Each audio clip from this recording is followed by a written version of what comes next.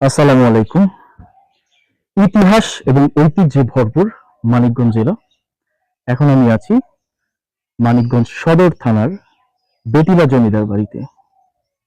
একসময় জমজমাট ছিল এই জমিদার বাড়ি, কালের গর্ভে হারিয়ে গেছে আজ হয়তো, কিন্তু আমাদের দেশের ঐতিহ্যের স্মারক হিসেবে ঠায় দাঁড়িয়ে আছে এই বেতিলা জমিদার বাড়ি।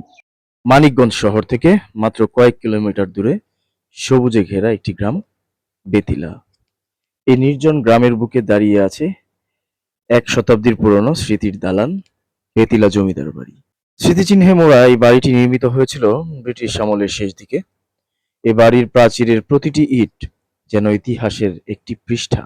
বলা হয়ে থাকে জমিদার হরিহরণ রায়ের হাত ধরেই রাজকীয় প্রাসাদের সূচনা। স্থানীয় কৃষকেরা যখন খেটে চলেতেন মাঠে ঘাটে, তখন এই প্রাসাদের ভেতরে চলত বিলাসিতার জীবন।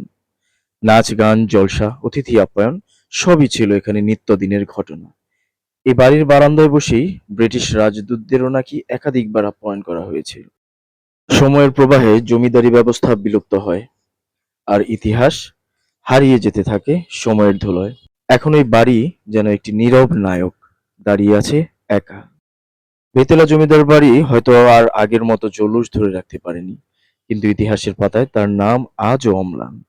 সে কথা মনে করিয়ে দেয় এই বাংলার মাটি শুধু রূপের নয়, স্মৃতিরও।